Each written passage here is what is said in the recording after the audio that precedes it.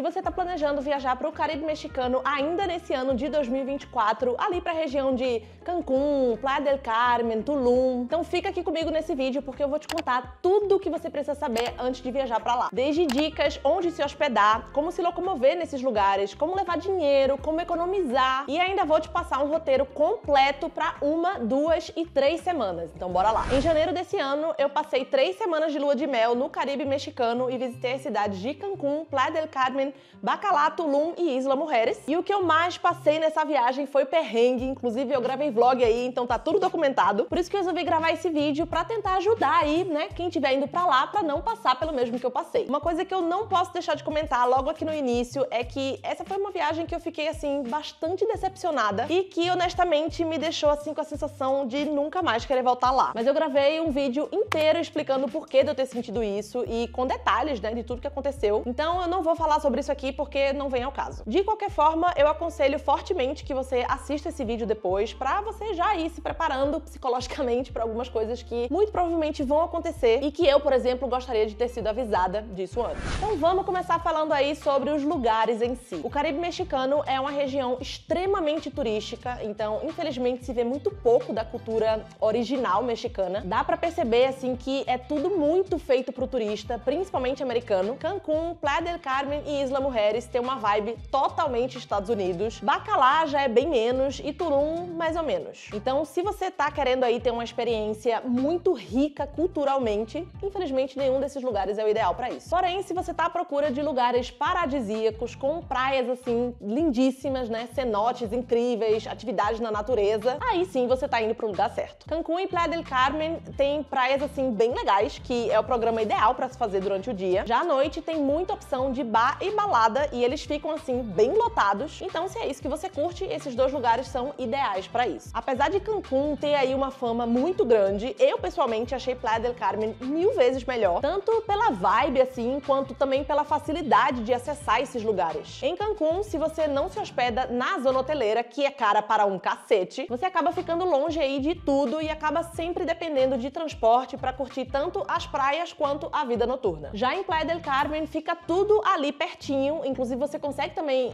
alugar Airbnb ali na mesma área, então você consegue fazer tudo isso a pé. Tulum é mais ou menos um misto disso. Lá também tem muitas praias assim muito bonitas e também tem muita vida noturna, mas novamente, se você não fica ali na zona hoteleira, você acaba dependendo de transporte pra ir curtir as praias. Porém, ali pertinho de Tulum tem muitos cenotes, então acaba que você tem um pouquinho mais de opção de coisa pra fazer. Isla Mujeres é uma ilha que fica ali pertinho de Cancún e lá a vibe é assim, mais praia o tempo todo. Até tem bares e vida noturna assim, mas é uma vibe mais tranquilinha, tanto é que a gente notou que tinha muita gente 50 e 60 a mais. E por fim, Bacalar, que tem uma vibe assim completamente diferente desses outros lugares, foi o nosso lugar favorito inclusive. A cidade é bem pequenininha assim, inclusive tem tipo como se fosse uma vibe de cidade de interior e ao invés de praia lá tem uma lagoa de água doce. A vida noturna é praticamente inexistente, então realmente assim é o lugar ideal pra você ir só pra relaxar, ficar de boa, sem ter aquela pressão assim de ter que sair pra fazer as coisas. Não, lá é exatamente o oposto disso. Dito isso, os destinos que você vai incluir aí no seu roteiro vai depender muito de que tipo de viagem você tá querendo fazer. Se é uma viagem de lua de mel, por exemplo, né, e você tá querendo ali aquele momentinho a dois, curtir em casal, eu aconselho muito mais Bacalar, Tulum e Isla Mujeres. Já se você quiser aí focar em praias e vida noturna, eu diria já Cancún e Playa del Carmen. Então você tem que entender aí o que é que você tá buscando pra entender quais são os lugares que vão fazer mais sentido, né?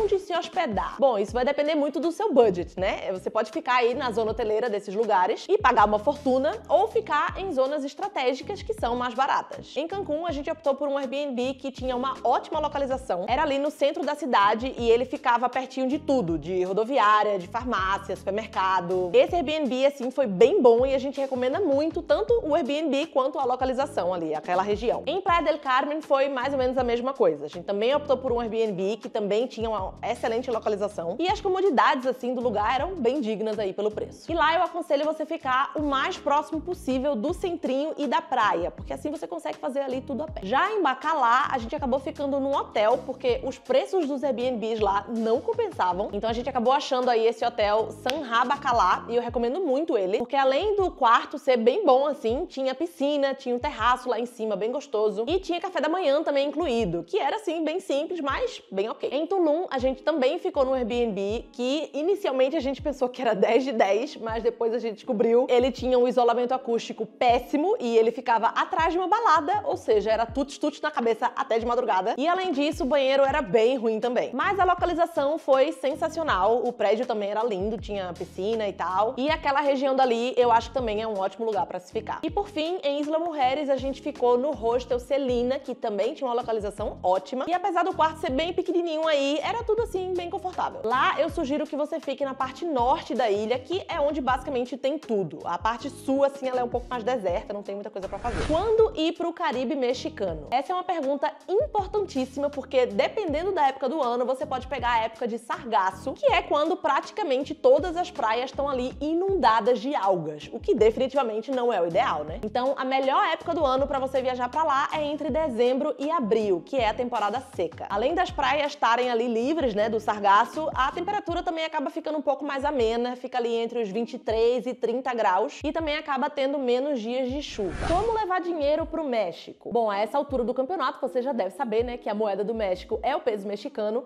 mas lá tem muito lugar que aceita dólar também. Porém, eu percebi que na maioria dos lugares não compensava você pagar em dólar por causa do câmbio. Então, o que a gente fez? A gente basicamente levou todo o nosso dinheiro na minha conta da Wise e na conta N26 do marido. E aí lá no México mesmo a gente conseguia sacar dinheiro em qualquer caixa eletrônico, tanto com o cartão do banco N26 do marido, quanto com os nossos cartões aqui dos nossos bancos normais da Alemanha. O da Wise, no caso, eu não conseguia porque eu não tenho cartão físico, só o digital mesmo. Mas, obviamente, existia uma taxa, né, pra gente sacar, que era mais ou menos de 4 euros, se eu não me engano. Então a gente tentava sacar logo uma quantia boa aí pra não precisar ficar sacando o tempo inteiro. Ah, e o melhor banco pra sacar dinheiro lá era o Azteca, que era o que cobrava essa taxa de 4 euros, porque tinham vários outros bancos que cobravam o dobro dessa taxa. E aí, basicamente, a gente pagava tudo aí com dinheiro em espécie ou em cartão. No nosso caso, especificamente, compensava pagar com cartão, porque tanto a Wise quanto o banco N26 não cobram nenhum tipo de taxa extra, então não tinha esse negócio de pagar IOF e tal, então basicamente a gente pagava quase tudo com cartão. Mas, claro que a gente andava sempre com um pouco de dinheiro vivo ali, né, porque tinha lugares que realmente só aceitavam dinheiro. Portanto, eu aconselho muito a Wise se você for viajar, porque eu achei, assim, a forma mais prática, mais rápida e mais segura de você conseguir fazer esse câmbio, e não é publicidade isso daqui, mas poderia ser. Wise, me nota aí, gata. Agora, passando pro roteiro completo de 1, 2 e 3 semanas, como eu disse, tudo vai depender aí de que tipo de viagem que você tá querendo ter, mas eu vou dar uma sugestão aí de roteiro baseado na minha experiência pra cada período desse daí. Além disso, eu não vou contar com o dia nem que você chega, nem com o dia que você vai embora, porque normalmente nesses dias são dias perdidos, né? A gente nunca consegue fazer muita coisa. Então eu tô considerando aí esses 2 dias como extras. Bom, se você for passar uma semana no Caribe mexicano, eu sugiro que você escolha apenas 2 destinos desses 5 que eu mencionei, porque senão vai ficar muita correria e você vai acabar não conseguindo aproveitar muitos lugares. Se eu tivesse que escolher apenas 2 lugares, eu escolheria aí Tulum e Bacalar, ou Tulum e Isla Mujeres. Por quê? Eu acho que Tulum você acaba tendo muita opção de coisa pra fazer. Lá tem praia, tem cenotes, tem vida noturna, então sem dúvida é o lugar mais completo, eu diria. E aí Bacalar seria mais aí pra você dar uma relaxada na lagoa e Isla Mujeres pra relaxar na praia. Sendo assim, em uma semana eu faria o seguinte: no primeiro dia em Tulum, eu iria ali pra aquela região das praias pra conhecer a escultura Benaluz. Depois poderia dar uma volta por ali, conhecer um pouquinho das lojas, dos restaurantes, e depois eu escolheria um beach club pra passar aí o resto do dia aproveitando a praia e o visual. O Akin Beach Club é um dos mais baratos ali da região, com boas avaliações, mas é claro que isso é opcional, você pode depois aí pesquisar e ver qual é que você prefere. À noite eu aproveitaria então pra conhecer ali um pouquinho do centro e também conhecer a vida noturna. No segundo dia eu iria ali pra aquela zona arqueológica de Tulum pra conhecer um pouco das ruínas e um pouco da história, né, do lugar. Depois eu iria no cenote Tanca, que é como se fosse um 2 em 1, tem o cenote e tem a praia. E lá também tem um beach club onde você pode deitar ali nas cadeiras, relaxar, comer, beber, enfim, e curtir ali a praia. Essa era a programação que a gente tinha pro primeiro dia em Tulum, mas a gente acabou caindo aí, né, num golpe, então isso acabou fazendo com que a gente perdesse quase um dia inteiro de viagem. Então acabou aí que a gente nem fez esse rolê, mas eu acredito que deve ser bem legal. No terceiro dia, eu iria ali pro cenote Yaxquim, que é, assim, belíssimo, tem uma água bem clarinha e tem um precinho bem mais amigável do que vários outros cenotes ali da região. E depois eu iria no cenote Casa Tortuga, que é um complexo ali com 4 cenotes, sendo 2 abertos e 2 fechados. O preço dele é bem mais caro, mas vale a pena porque são 4 cenotes, o lugar é enorme e também já tá incluído ali um tour com guia. E lá dentro mesmo do Casa Tortuga tem um outro cenote, na verdade tem um cenote club que chama Butzha, que é um bar meio restaurante, meio balada de música eletrônica, só que fica fica dentro de um cenote. A entrada é separada e também não é assim muito barato, mas é uma experiência que é bem diferente de tudo que você vai ver aqui, então eu acho que vale a pena. Caso fique muito pesado aí financeiramente, aí você dispensa aí esse Cenote Club. No quarto dia, eu faria aí uma excursão até Chichén Itzá para conhecer a famosa pirâmide El Castillo, que é uma das 7 maravilhas do mundo. Porém, diferente aí do que as pessoas dizem aqui na internet, eu não recomendo que você faça esse passeio com a agência. Sinceramente, eu acho que não vale a pena e nesse vídeo daqui eu explico o porquê. Então eu sugiro aí que você vá por conta própria mesmo. Lá em Chichén Itzá também tem um cenote chamado Ixquiu, que vale muito a pena a visita, é belíssimo. E depois, quando você estiver voltando, no caminho mesmo, você pode passar pela cidadezinha de Valladolid, que é uma cidade histórica ali, bem fofa, e ali sim você vai conseguir experienciar aí um pouquinho da cultura mexicana mais original. No quinto dia, eu iria então pro próximo destino, nesse caso Bacalar ou Isla Mujeres, e aí você vai acabar perdendo quase metade do dia, né? Só nesse rolê aí de fazer check-out, ir até lá, depois fazer o check-in de novo. Então depois eu aproveitaria ali só pra andar mesmo e conhecer um pouquinho do centro. E aí no sexto dia, se você for pra Bacalar, eu aconselho você fazer um passeio de barco pela lagoa, que vale muito a pena, e aí depois conhecer um pouquinho do centro à noite. Ou se você estiver em Isla Mujeres, eu sugiro que você alugue aí um carrinho de golfe e faça um tour pela ilha. E por fim, no sétimo dia, se você estiver em Bacalar, vai aí só curtir a lagoa e relaxar, e se você estiver em Isla Mujeres, vai só curtir a praia. Eu acho que essa programação aí de 7 dias tá bem equilibrada, você consegue ver bastante coisa, mas sem ser naquela correria de ver muita coisa num dia só. Já se você for 2 semanas, eu sugiro que você mantenha aí essa primeira semana, como eu falei, talvez acrescentar ali 1 ou 2 dias em Bacalar ou Isla Mujeres, né, dependendo do lugar que você escolheu, e depois eu iria então pra Playa del Carmen. Nesse dia que você vai pra lá, provavelmente você vai perder, né, metade do dia de novo com essa história do check-out, check-in e tal. Então assim que você chegar lá, eu aconselho também dar ali uma passeada a pé no centrinho, né, conhecer a praia, os lugares e se ambientar ali um pouco. No dia seguinte, você pode passar a manhã no Cenote Azul, que é lindíssimo e também tem uma entrada assim com um precinho mais amigo. E depois você pode ir ou a Expurrá ou a Acumal. Ambas são praias belíssimas, bem naquele estilo assim paradisíaco, sabe? Com a areia bem clarinha, a água azul turquesa. E nas duas você consegue contratar aqueles passeios de mergulho pra poder ver os peixinhos, tartarugas e tal. Ali pertinho de Acumal tem um restaurante, inclusive, que chama La Buena Vida, que tem uma vibe assim bem gostosinha e tem drinks e pratos que são uma delícia. No outro dia, que eu acho que já é o 12º, se eu não me engano, você pode aproveitar pra fazer um bate e volta e conhecer a famosa ilha de Cozumel. Lá tem beach clubs, tem praias, dá pra fazer mergulho também. Inclusive tem um passeio pelas praias El Cielo e El Cielito, eu acho que são esses os nomes, que você consegue fazer aí mergulho de snorkel pra ver estrelas do mar. Deve ser assim, bem massa. Eu digo deve porque isso também tava na nossa programação, mas a gente também não conseguiu fazer porque a gente teve aí uma intoxicação alimentar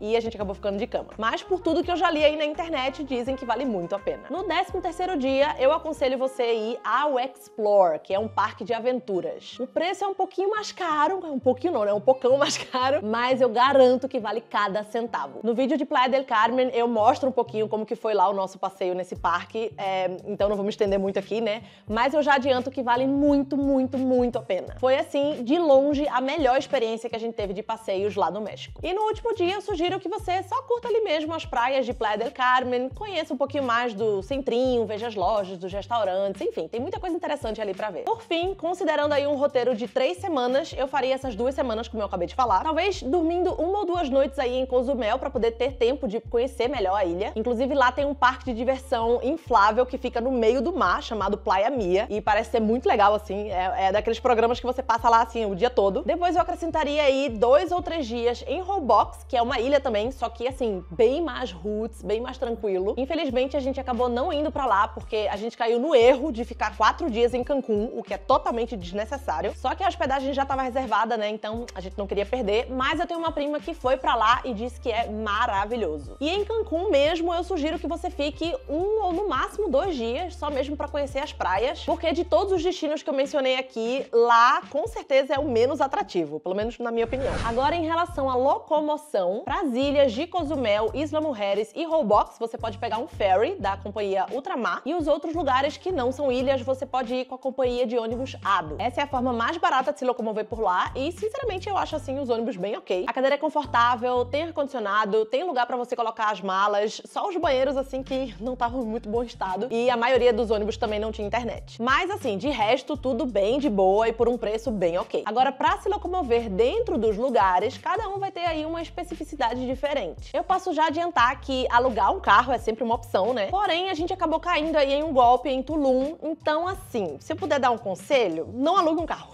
Tente fazer aí o máximo possível de coisas só com o transporte público e se tiver que alugar alguma coisa, eu sugiro alugar uma moto ou uma bicicleta, porque assim, o que tem de golpe lá é complicado. De qualquer forma, se você decidir alugar um carro, eu sugiro que você pergunte à locadora onde é que você pode estacionar, se tem alguma coisa que você, como turista, que não conhece as leis dali, precisa saber. Enfim, em Cancún, por exemplo, dá pra você andar com o ônibus local mesmo, mas tem a desvantagem que ele não aparece no Google Maps. Então não tem como você saber qual é o ônibus, a rota e a hora que ele passa, é meio na sorte, assim. Você tem que ir pra parada e aí perguntar pra alguém qual é o ônibus que você pega, aí o ônibus chegou, você tem que perguntar pro motorista, né, se ele vai realmente pra aquele lugar que você quer ir. Se sim, você sobe lá e também pergunta a ele ou pede pra ele avisar quando chegar na parada. Então assim, rolar até rola, mas é um pouquinho mais difícil. Assim, a gente usou ônibus pra ir pra lá, né, pra ir pra praia sempre, e deu certo. Ou você pode também andar de táxi, mas aí muito cuidado, porque os táxis de lá não tem taxímetro. Eu não sei se isso é no México inteiro ou se é só ali no Caribe mexicano, mas todas as vezes que a gente pegou um táxi lá, a gente sempre perguntava o preço antes pra, né, não rolar ali nenhum golpe e depois a gente não ter que pagar uma fortuna no final. Em Playa del Carmen, a gente fez tudo a pé, a gente só alugou o carro num dia, que foi o dia que a gente foi visitar o Cenote Azul, porque realmente ele era um pouco mais longe, mas foi só pra aquele dia mesmo, a gente alugou de manhã e já entregou o carro à noite. Já em Bacalá, super rola de você fazer tudo a pé ou então de bicicleta mesmo, porque é realmente bem pequenininho. Em Roblox e em Isla Mujeres, a mesma coisa, apesar de eu achar que valeu muito a pena a gente ter alugado ali um carrinho de golfe pra poder conhecer a ilha inteira, em Isla Mujeres, no caso. Em Cozumel, eu já li que o melhor é se locomover de táxi, porque o aluguel dos carros lá costuma ser bem mais caro do que nos outros lugares, e os ônibus também não levam até os pontos turísticos. E Tulum, infelizmente, aí as opções são mais restritas, né? Tem táxi, mas é horrível de caro, então o ideal é realmente aí alugar um carro ou uma moto. Se você puder, opte pela moto pra não cair aí no mesmo golpe que a gente caiu. Pra finalizar esse vídeo, eu vou te dar aqui algumas diquinhas aleatórias que vão te ajudar aí nessa viagem. A primeira delas é, se houver possibilidade, compre sempre com antecedência os tickets dos lugares, seja de passeio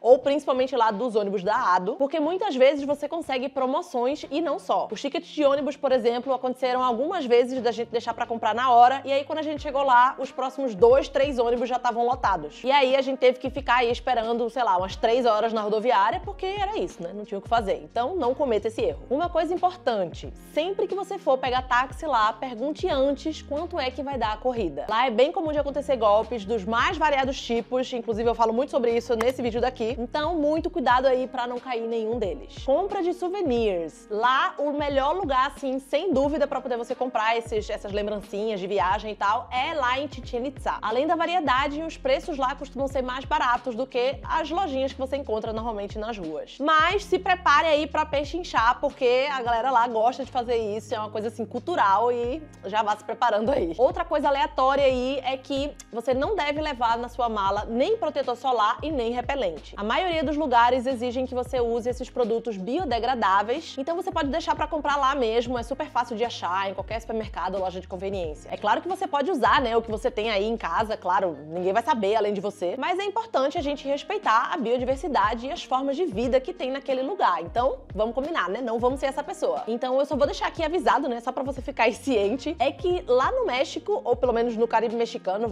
é muito difícil você conseguir comer saudável. Os pratos de lá são muito gordurosos, é tudo muito à base das tortilhas, carne, queijo, pouquíssimos legumes e vegetais, então assim, é bem complicado. A não ser que você compre aí, né, comida no mercado pra poder cozinhar em casa, ou então que você passe muito tempo buscando ali no Google Maps restaurantes que tenham opções um pouquinho mais saudáveis. Então já vá se preparando aí, porque é bem provável que você engorde uns quilinhos lá. E além disso, tem pouquíssimas opções que não são mexicanas. Eu diria que, sei lá, de 10 restaurantes do Google Maps, 8 são mexicanos, que têm exatamente o mesmo menu, e 2 são diferentes, vá. Um é sempre italiano e o outro é, sei lá, mais variado. Então, se você enjoar de comida mexicana, como a gente enjoou aí na primeira semana de viagem já, vai ser difícil. Você vai penar aí pra poder encontrar outro tipo de comida. E por último, se tem uma dica que eu posso dar pra você é não coma sushi no México. Aliás, coisas cruas, assim, no geral. A gente descobriu aí da pior maneira que lá não é o lugar ideal pra você comer coisa crua. E aí você vai me dizer, poxa, Débora, mas ceviche